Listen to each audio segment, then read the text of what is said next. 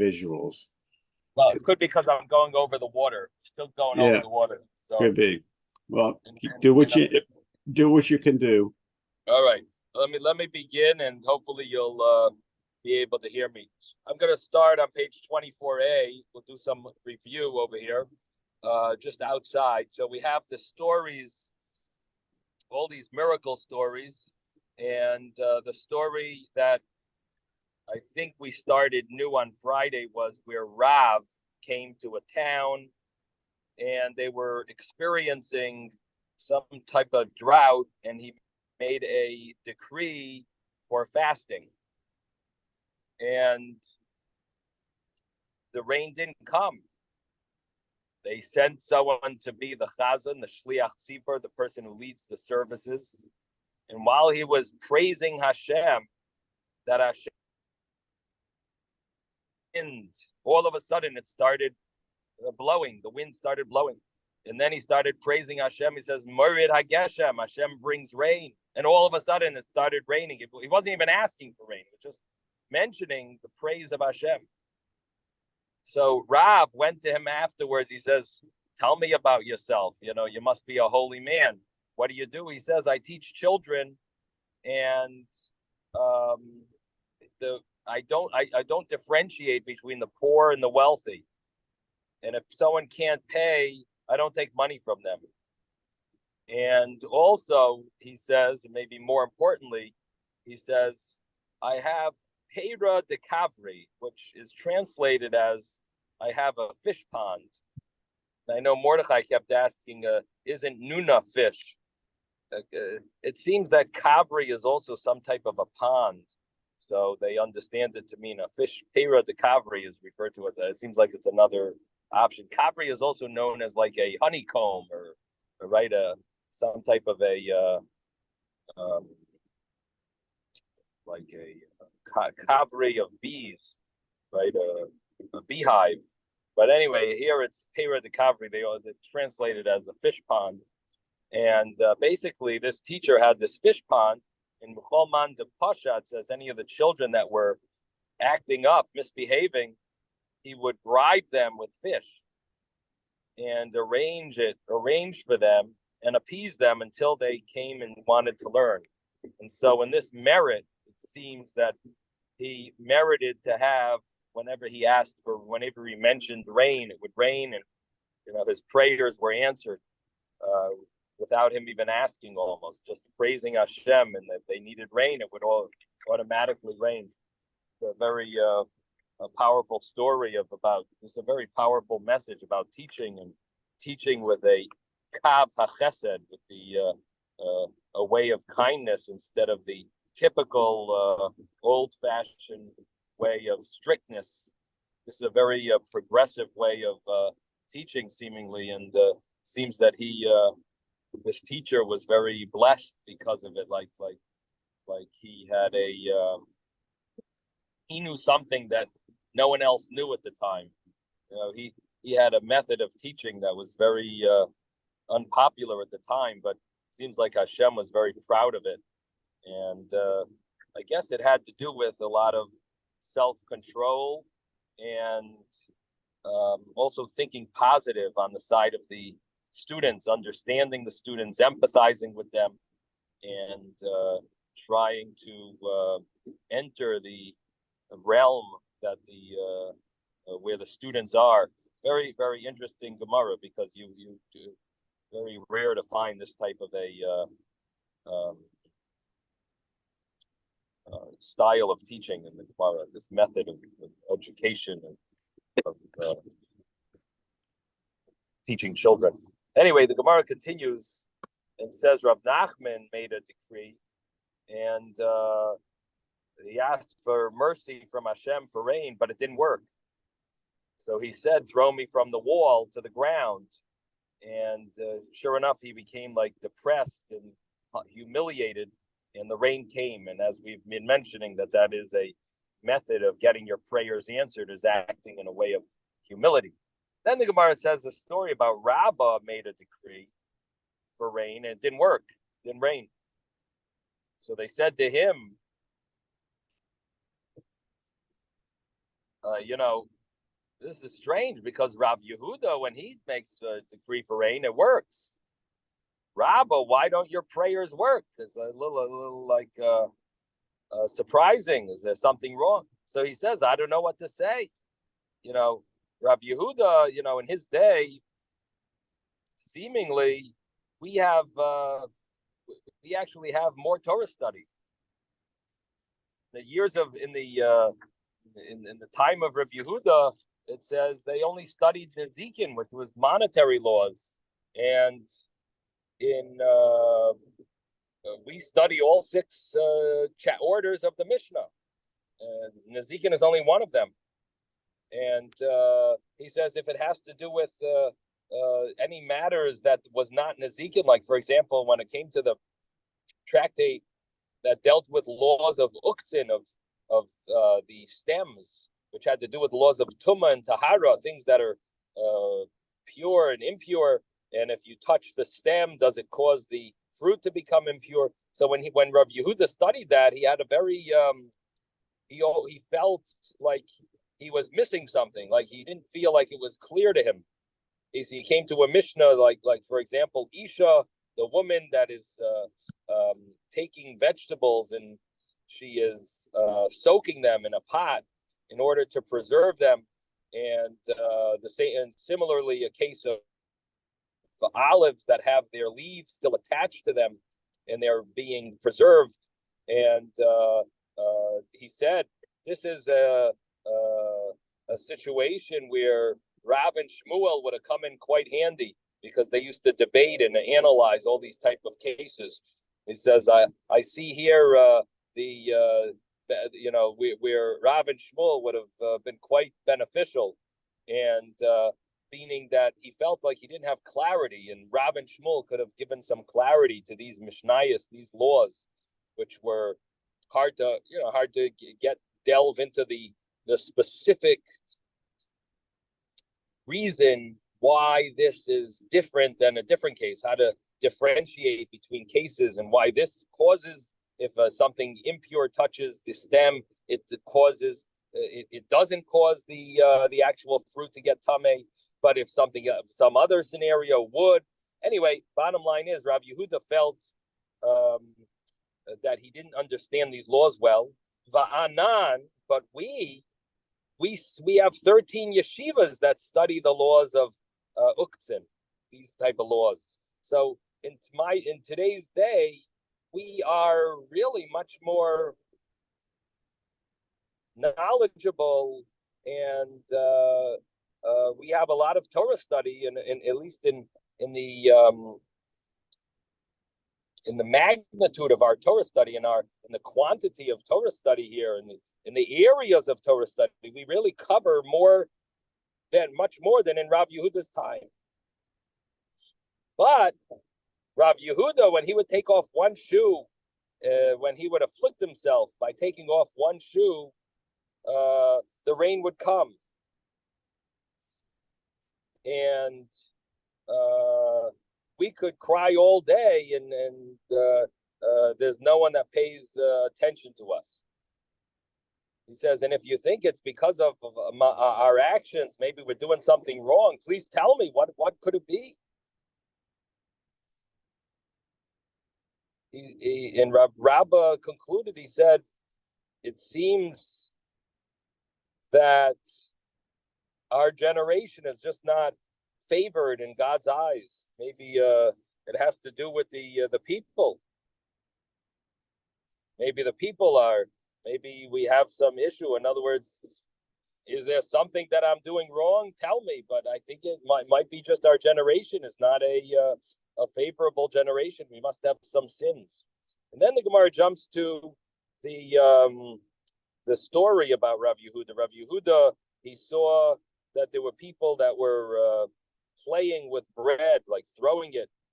And he said, oh, I guess they have so much food, they're not in need of bread, they can play with it.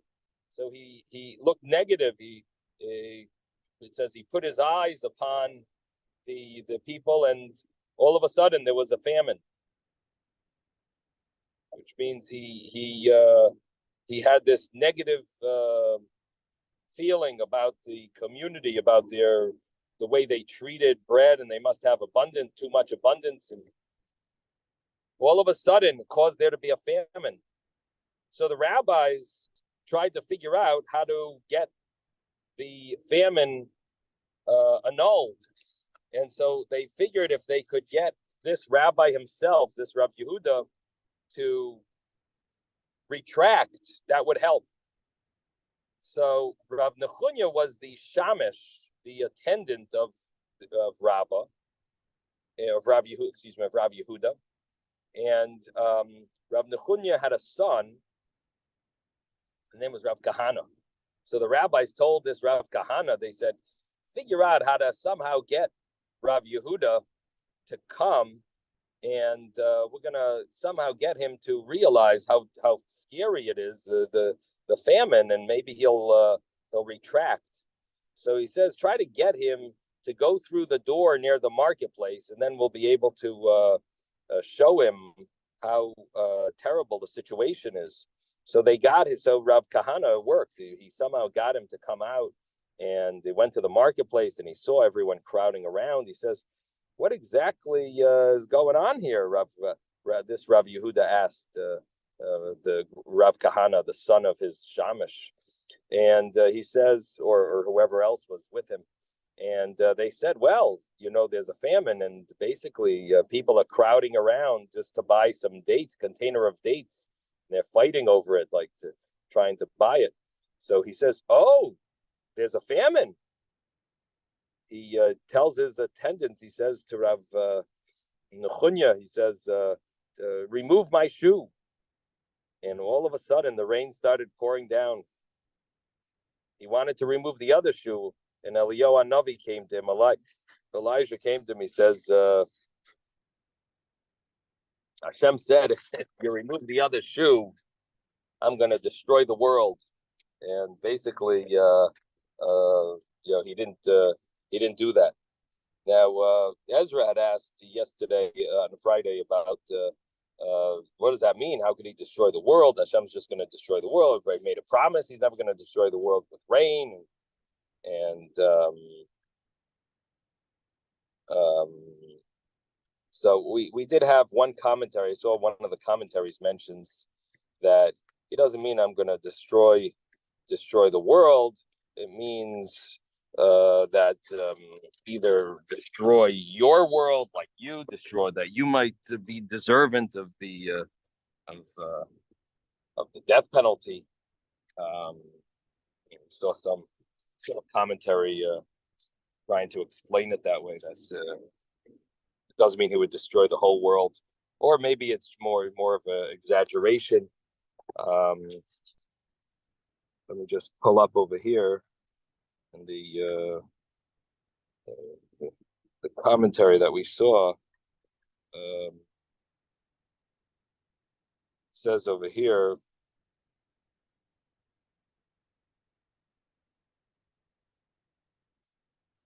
oh yeah, the Yifits, that's who it was. That it's if you take off your other shoe, you're gonna die because I guess he'll get cold and sick, and he says I'll destroy the world, meaning the small world, meaning you, meaning the person's world. Basically, you're not healthy enough, I guess, to don't take off your other shoe. That was at least one of the understandings. The other understanding is that by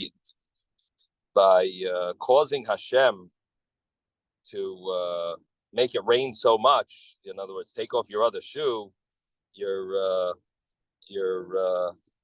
causing stress, almost like causing Hashem to go above and beyond, and in other words, to have rain so there's enough food, that's fine. But now you're going to take off your other shoe.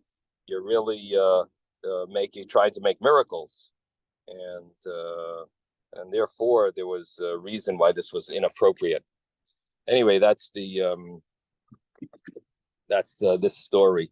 I'm just going to switch locations now. Just going to my other location. So just give me a minute, and we'll continue in 1 minute.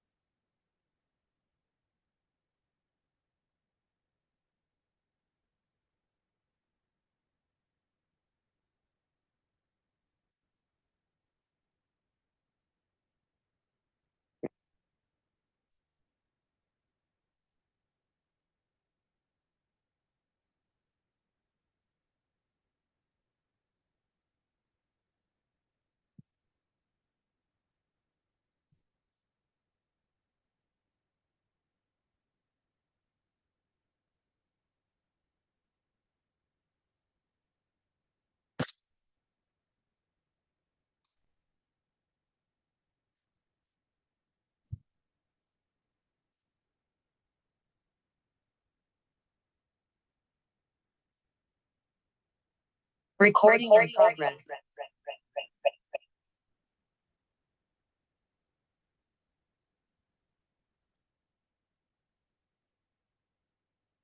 Okay, we're ready to begin. Can you hear me? Oh, let me just fix this volume. Okay, everyone can hear me. Okay, Yeah, it's fine. great. Okay, so we what are we up to over here? So then we said another story over here that the story was Rav Murray, the son of Shmuel's daughter. He said, I was at the river bank called River Papa, and I saw the angels that appeared like sailors, and they were bringing sand and putting it into boats. And miraculously, it became kimcha de smida, which was a fine flour, like special type of flour called silas. It's a very fine flour. And they everyone came to buy it because there was finally some bread, some food. So he said to them, in other words, this rabbi told the people, he says, don't buy because this is like miracle food. And why don't you wait? And it turned out the next day, the regular wheat boats came from Parzina, and that was regular. That was normal wheat. It was not miraculous wheat. And as we see, we've been seeing this idea of not benefiting from miracles. Then the Gemara story mentions the story of Rava came to the city of Hagronia, and he decreed a fast, but it didn't rain. And he said, why don't you all continue fasting into the night? Sleep through the fast. And although this was not commonly done, because normally, at least in Bavel, you only have day fasts, you wouldn't have night fasts, and to make people fast another day was not the norm. But he was giving advice like it hasn't worked. Let's try this. Let's if people, I'm encouraging you to do. Gave some his advice. So then the next morning he says, "Did anyone have any dream?" And so Rav Elazar from Hagronia, he said, "I saw a dream," and it says, interesting term. He says, "Good greetings to the good teacher from the good master. From his goodness, he'll dispense good to his people." So Rava said, "Oh, this is a very opportune time. I see if there's you had such a dream about greetings to the good teacher, from the master, the good master, who's going to give good to his people. So sounds like this is an ace ratzon, good time." So he asked for mercy, and then it rained. It seemed like he brought about this, in other words, fasting, continuing to fast, even though maybe it wasn't officially the norm of how to establish fast in Babylon. Babylon, they wouldn't do these type of fasts, continuation of fasting. And nevertheless, it seemed to cause an Eis Ratzain above, that Hashem had mercy and caused it work. Then we had that strange story where Rava was giving lashes to someone because they cohabited with a non-Jewish woman. And that person sinned with a non-Jewish woman. And he was doing what was called Malkus D'Rabbanan. This is a rabbinic lashes. This is not biblical. It would be rabbinic. And he ended up giving too many, and the person died. So the problem was he had to deal with the government, and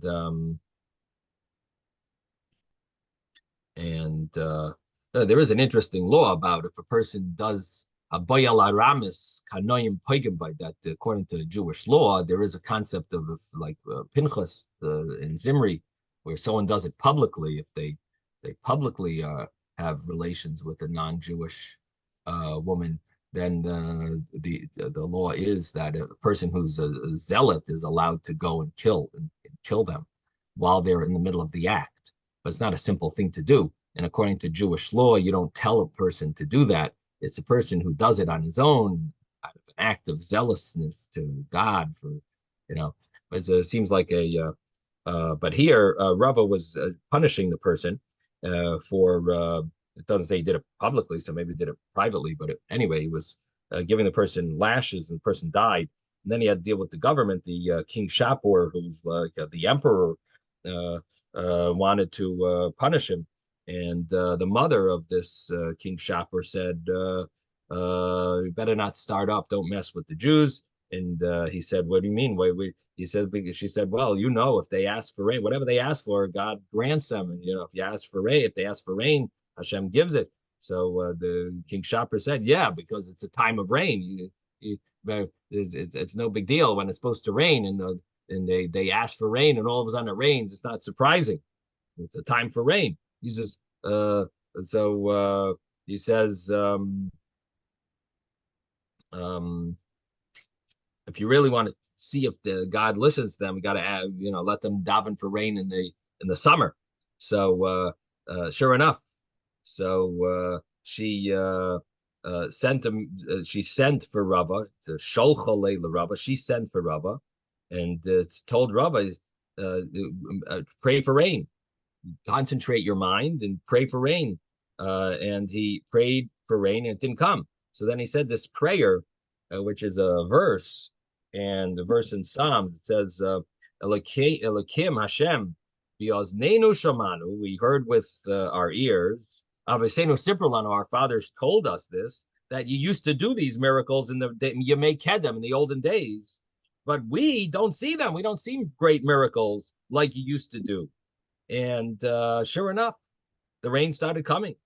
It came so much that it says the water was pouring down from their gutters all the way into the Tigris, which means it was like a flood. There was a whole stream from so much rain. And at that point, Rava's father came and appeared to him Bechelme in a dream. And he said to him,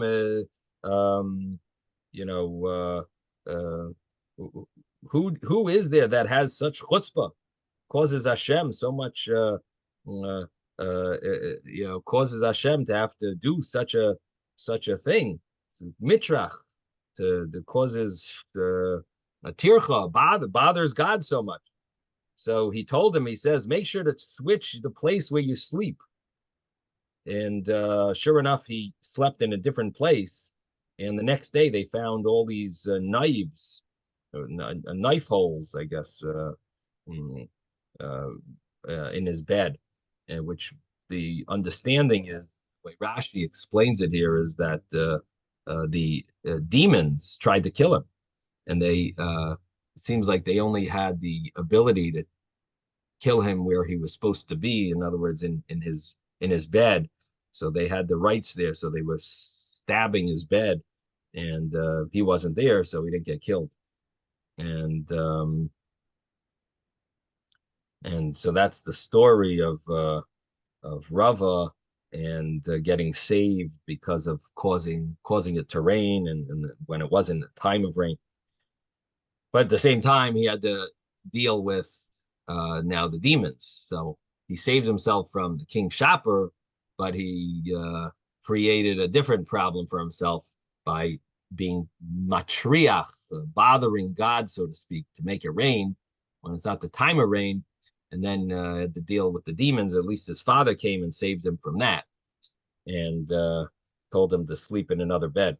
Then the next Gemara is Rav Papa made a fast, and I think that's where we're up to. Yep, that's where we're up to. Okay, so we're gonna start here. We're must be about 12 lines, maybe from the bottom of the page. Rav Papa goes to Taanis, maybe 15 lines. Let's see, 5, 10, maybe 13 lines from the bottom of the page. So we're on page 24b. 24b. And if you're in the art scrolls, 24b2, the last paragraph. Rav Papa Gazar Tainisa of Lasa Mitra. He decreed a fast. It didn't rain. Kolosh Libe. And the problem was he started becoming faint or weak, and he felt like he needed to eat. So it says, Sraf Pinka de Daisa. He swallowed a spoonful of daisa. Daisa is grits, some type of oatmeal or something, like hot cereal. And Bay Rachme, so he ate something in order to get his strength back. It says, Bay Rachme B'las Mitra, and he asked for rain, and the rain didn't come. Rav Nachman Bar Ushpazdi, Rav Nachman sort of like made a little joke to him. He says, maybe eat a little more and then see. He sort of mar pinka achriti. If you go take, if you swallow another spoonful, the daisa of this grits, Asi Mitra, maybe then it'll rain. In other words, like you're not supposed to. If you really want it to rain, you're supposed to be fasting. You go and ate. You go and ate. And now you expect it to rain. Maybe go eat a little more, and maybe then it'll rain. So Ichsev, he became embarrassed, and V'cholash Daite became humbled, and it literally means he became depressed. It was like he felt humble. And V'asa Mitra, and the rain came, similar to these other stories where we had that humility does bring about the rain. So in other words, maybe that was Rav Nachman's intent in the first place, to make him feel humble, and maybe that would work, and it worked. Maybe that was his intent. Otherwise, it's a little surprising that he spoke this way to Rav Papa. But maybe that's what he had in mind, that he'll feel humbled. Anyway, now we have some great stories of Chanina ben Dosa. Chanina ben Dosa have a call. He was going on the way. Asa Mitra. It started raining. Said, Master of the universe, the whole world is pleasant, is at ease. They're all happy. They're living it up. Because why? Because they're inside, so they have no problem. It's raining. They're happy because it's their fields are getting wet, getting rain, and they have no problem. But what about me? V'chanina b'tzar, I'm in distress. I'm in pain because I'm traveling. So all of a sudden, seems like we have some type of echo. No? So Hashem made a miracle. He said, okay, Chanina's in distress, no problem. Pasuk Mitra, Hashem just stopped it from raining.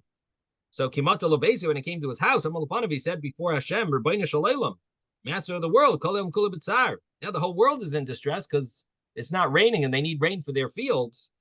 V'chanina b'nachas, I'm fine because I don't have, guess he didn't have any fields, but everyone else is, and I'm sitting at home. I'm not traveling, so I have no problem.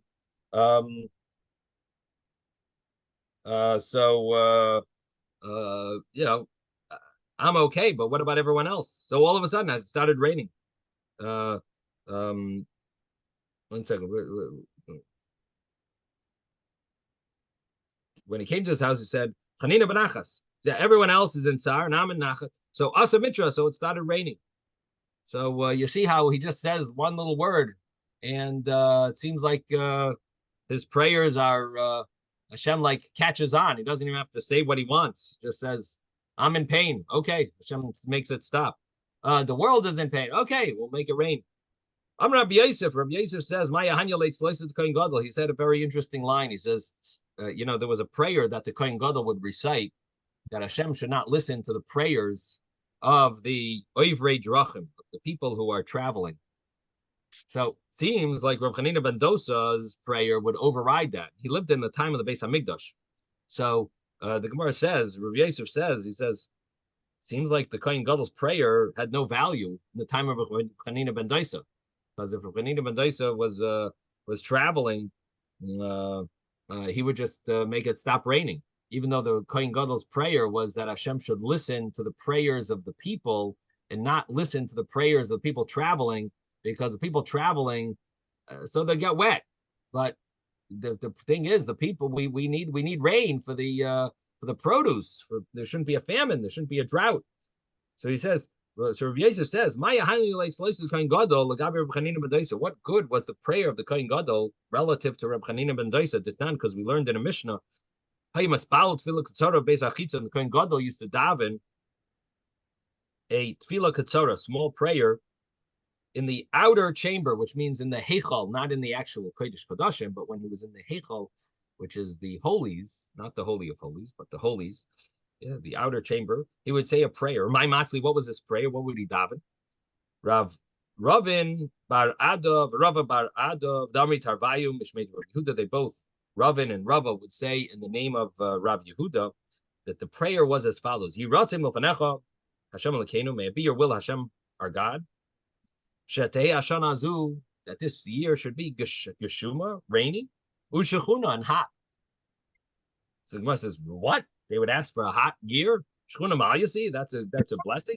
Adrab Agriyusi, that's a negative thing. They're not going to ask for it to be hot. Ella, rather, what they would say in their prayer, the Gemara corrects itself and says it must be that they didn't ask for it to be hot, but im shchuna tehigashuma talula. If it is hot, that it should be rainy and full of dew. Tal talula should have dew, rain and dew. That if it's hot, it should be counteracted. It should be balanced with a lot of rain.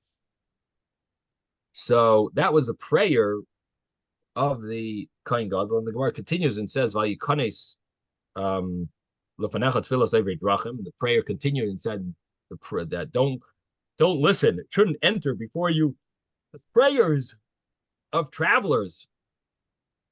That what they don't want it to rain, because the fact is the world needs rain. So some people traveling, okay, let it rain, for the world.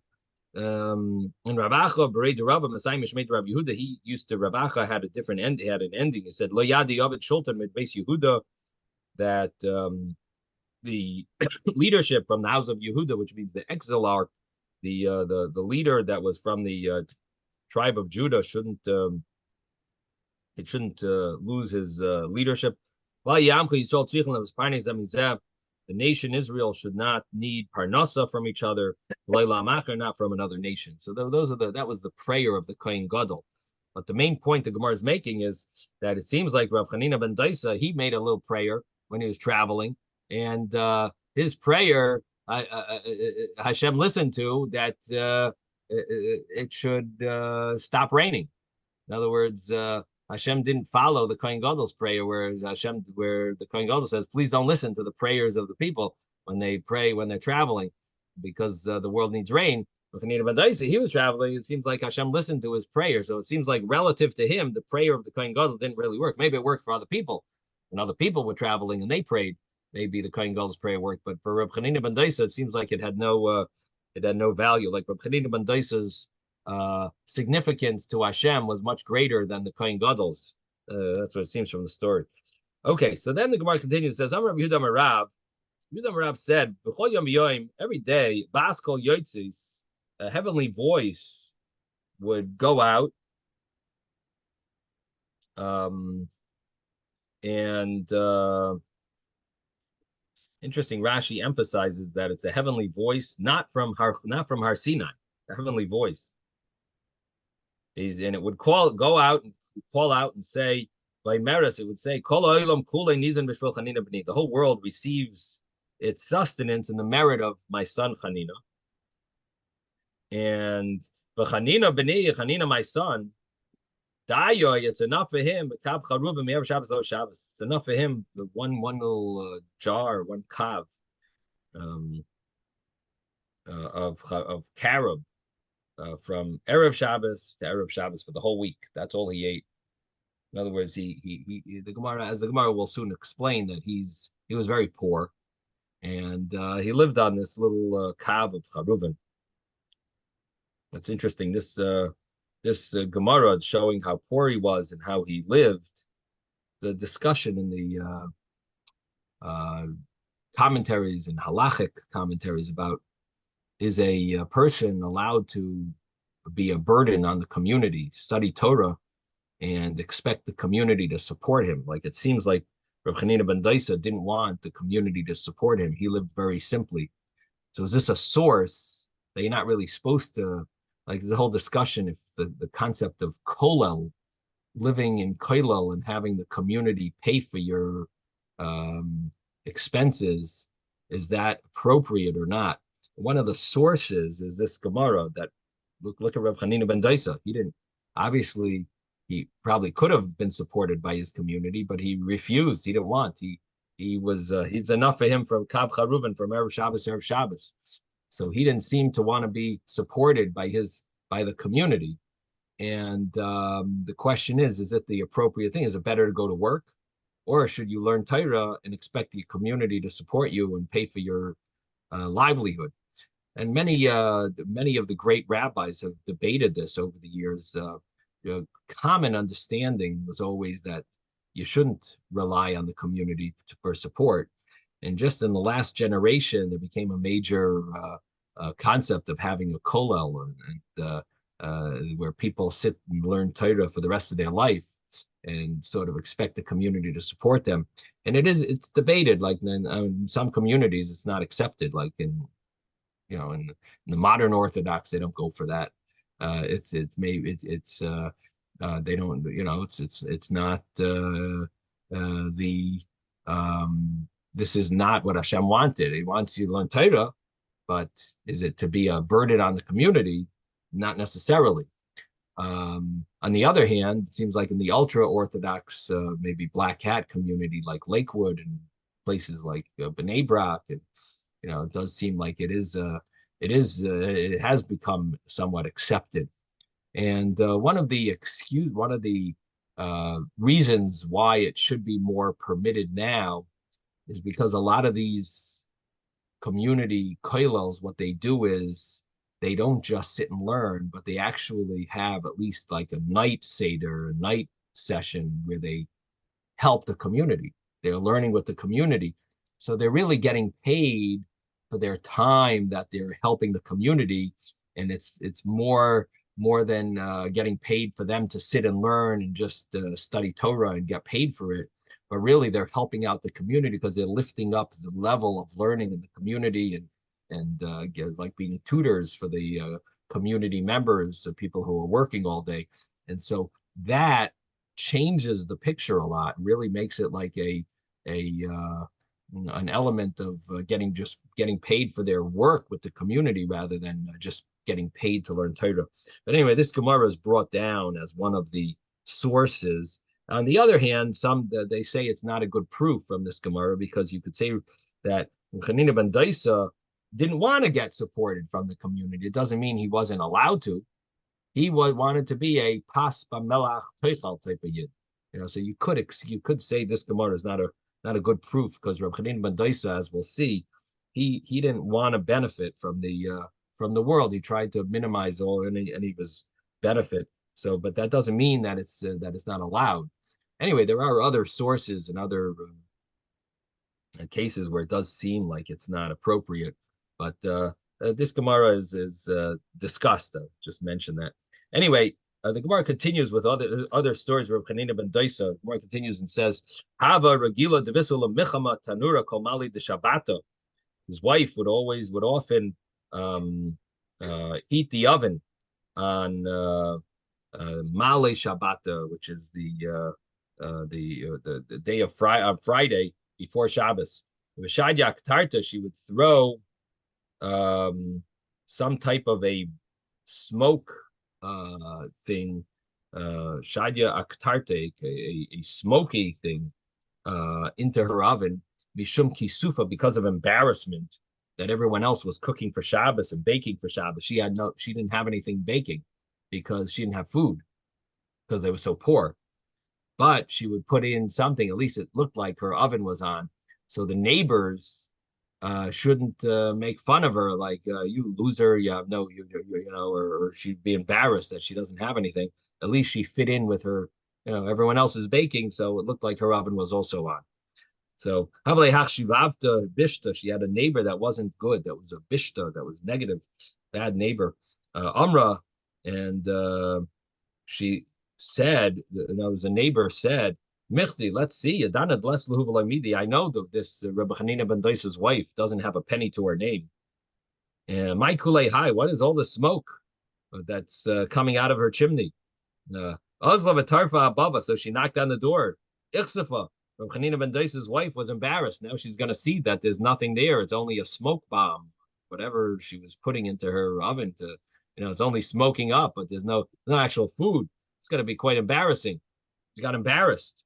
So she went to the an inner room that's because she was so embarrassed.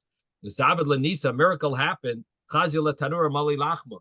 That her oven appeared to be full with bread. Va'agna male lisha, and her kneading pan bowl was full with dough. The agna was filled with lisha, with dough that was being kneaded. Amrala, so she called to the host, to the owner. She says the guest called to the owner. She said, Planisa, Mrs. I see masa the kocharech lachmech. Go bring the shovel, because the bread, they had an oven shovel that they used to use. Your bread is burning. Amrala, she said to her, Af Ana lahachi aili.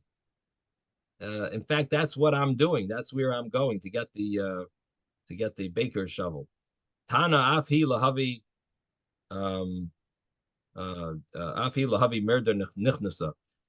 We learned in a brisa that she actually did go for that. Because she was often had miracles, so she was like expecting a miracle, and she went to actually get that shovel.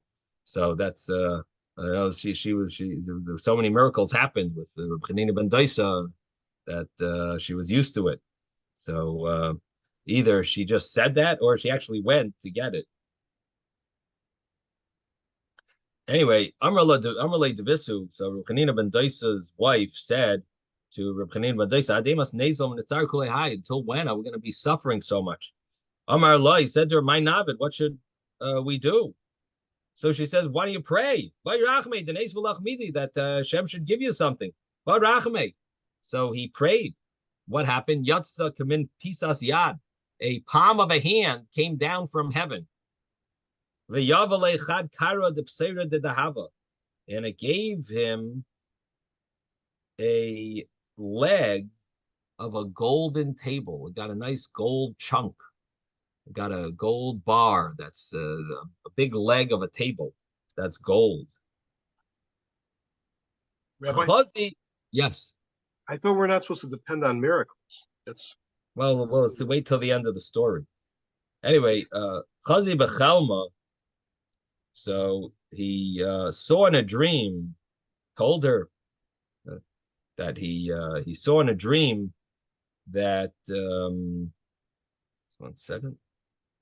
Rashi says his wife saw this in a dream, but the simple reading of the Gemara is he saw it in a dream. Anyway, the question of who exactly saw this in the dream, but they saw Asidi Tzadiki Dachli Apseira de Dahava, that the Tzadikim in the future, the righteous, are going to be eating on a golden table, this late plus kari that has 3 legs. V'yat, and you, Eichelas Apseira de Trei Kari, you're eating on a table with only 2 legs. In other words, you're going to lose in the world to come. It's a famous story. Amrlei Nechalach, the Mechel, Achli Kuli Alma, Apsera de Mishlam, Amrlei, she said to him, Nechalach, the Mechel, Achli Kuli Alma, Apsera de Mishlam, are you comfortable with this? That everyone else is going to be sitting at a Pesera de Mishlam, a table that's complete. Vana and Apsera de Michsar, we're going to be at a table that's missing. Are you comfortable with this? Amralei, my navid. And what should we do? Pray for mercy that it should be taken back from you. He davened. Ushkaluhu, they took back the leg, this golden leg. Tana, we learned in a Tana taught. Tana was taught by a Tana that Gadol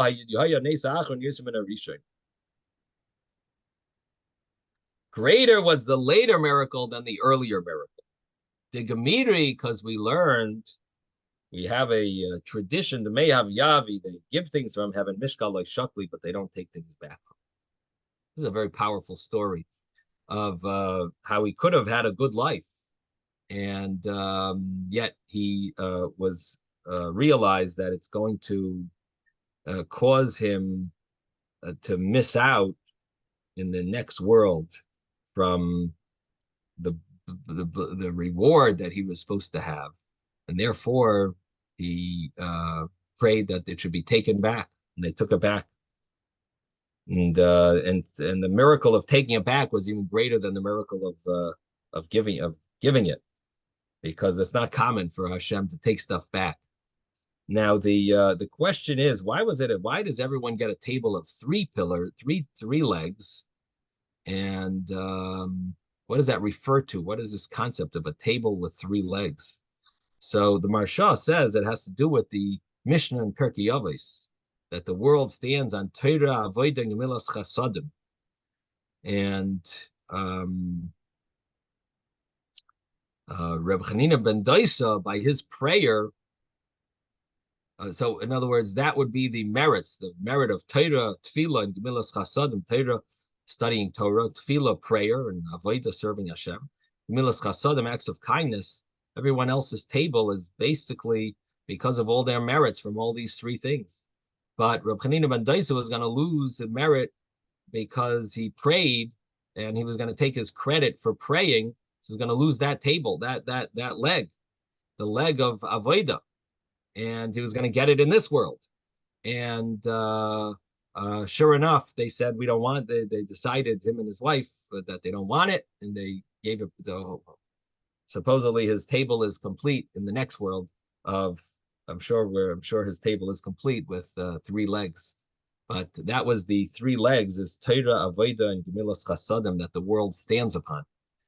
Anyway, the Gemara continues and says another story about his daughter. It says, Chad Bei Shimshei,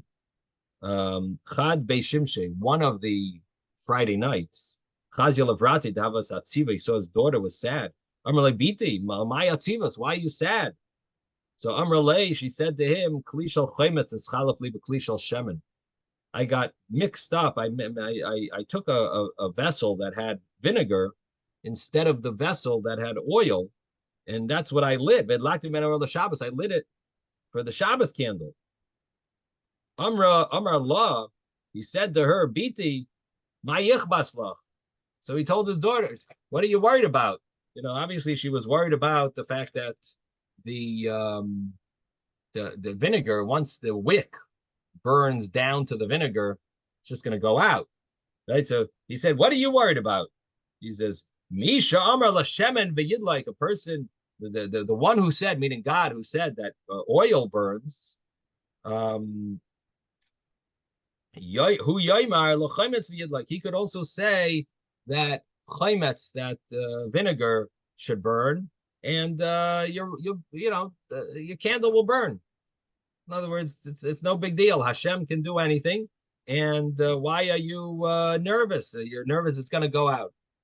Hashem makes the oil burn. The same miracle, the same way Hashem makes oil burn, Hashem can make the vinegar burn. And the Gemara says, it was burning the whole the whole day. Menu or lahavdallah, to the extent that they brought fire from it for the havdalah, which means that they lit the havdalah candle from this candle to benefit from, and they put out the candle that was burning from the vinegar, because you can't benefit from Maisa Nisim, from a act of Nisim.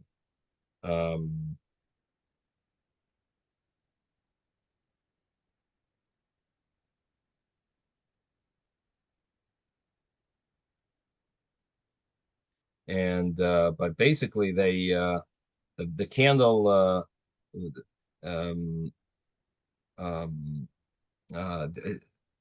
Rashi says, similar to the story that we had on the previous page, where Rabbi Yehuda said, don't buy this type of flour because it's an act of it was made from a miracle.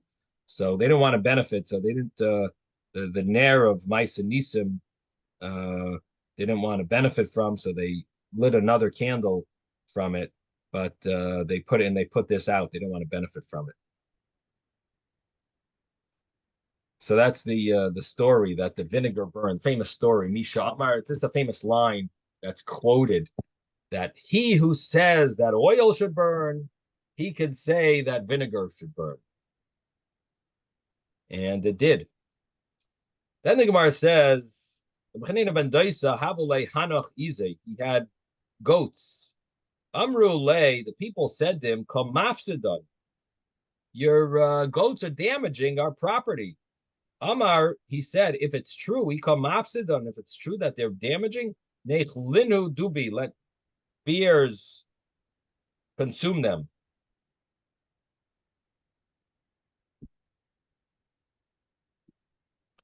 There is a question here, the exact girsa, that because Rashi translates, he says, doivim uze'evim basadis. Possibly Rashi means that it doesn't mean bears, it means wolves. Or maybe it means doivim uze'evim, bears and wolves. I don't know, it's also surprising. In other words, the word for wolves is very similar to doivim.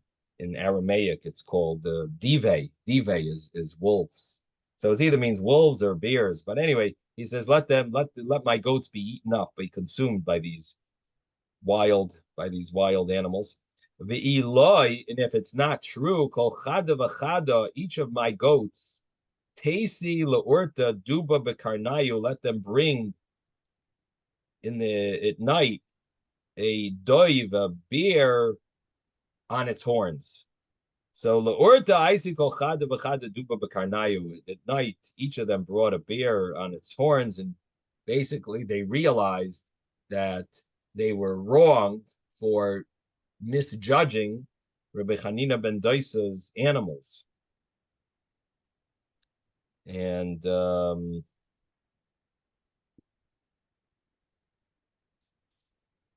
Gemara continues and says, Havale ahi shivavta. He had a certain neighbor called Banya Besa, building a house. But the beams weren't long enough. Asyala Kame, she came before him, Amrale, she said to him, Banisi Basi, I built my house. But the beams don't reach. Amar la mashmeit. He said, what's your name? Amra Le, she said to him, my name is Aiku. Amar Aiku Nimtu Kishuraya.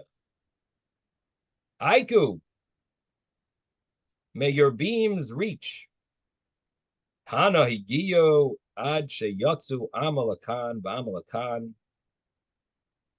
A Tana taught that they reached an extra amma on each side of the wall. In other words, they reached the area where they needed to go and an extra amma. V'yeshayim snifin ason. And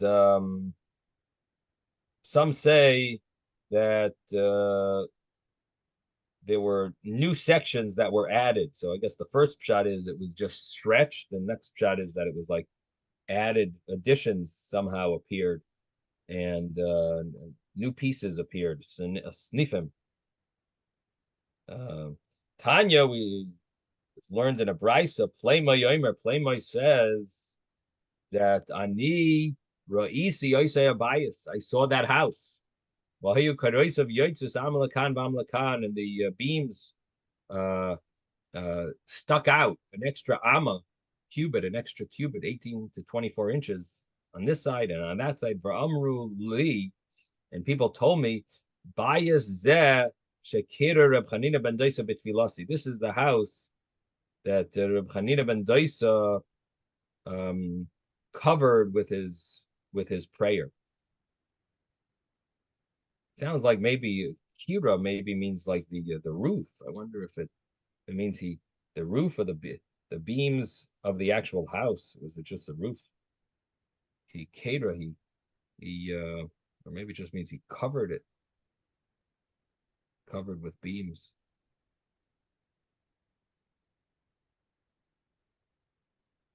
In any event, this was another miracle of Rabbi Chanina ben Doisa with his with his ability to make miracles. Okay, we're gonna stop here. Zai gesund, everyone. Have a wonderful day. Thank you, Rabbi. Thank you, Rabbi.